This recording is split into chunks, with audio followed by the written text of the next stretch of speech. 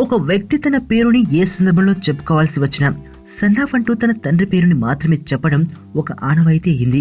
ఈ విషయంలో బుద్ధుడు తన తల్లి పేరుని కలుపుకొని గౌతమ బుద్ధుడైతే తొలి శాతవాహనుల్లో చివరి రాజు తన తల్లి గౌతమి బాలశ్రీ పేరుని తన పేరు ముందు చేర్చుకుని గౌతమిపుత్ర శాతకర్ణి అయ్యాడు. ఆ రాజు కథని ఇతివృత్తంగా చేసుకుని నందమూరి బాలయ్య ప్రతిష్టాత్మక తన 100వ చిత్రం గౌతమిపుత్ర శాతకర్ణి క్రిష్ డైరెక్షన్ లో తెరకెక్కిస్తున్న సంగతి తెలిసిందే. ఆ శాతకర్ణినే ఫాలో అవుతూ ఇటీవల బసవతారక పుత్ర బాలకృష్ణ అని పేరు వేయించుకున్నాడు బాలయ్య. అయితే ఇప్పుడు టీమిండియా క్రికెటర్లు ఇది ఫాలో అవుతున్నారు. టీమిండియా క్రికెటర్లు MS ధోని, విరాట్ కోహ్లీ, అజింక్య రహానేలు బాలయ్య పనినే ఫాలో అవుతూ తమ జెర్సీలపై తల్లుల పేర్లను ముద్రించుకున్నారు.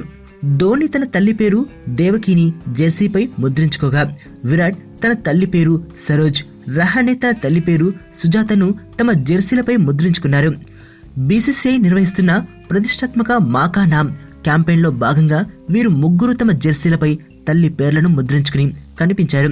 ఈ క్యాంపెయిన్ సోషల్ మీడియాలో బాగా పాపులర్ అయింది.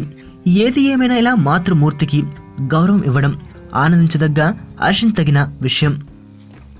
మరణం దేహానికే గాని ఆత్మకు కాదని భగవద్గీత చెప్తుంది.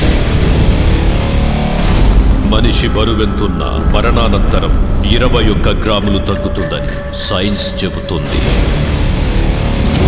అంటే ఆ 21 గ్రామ్స్ బరువు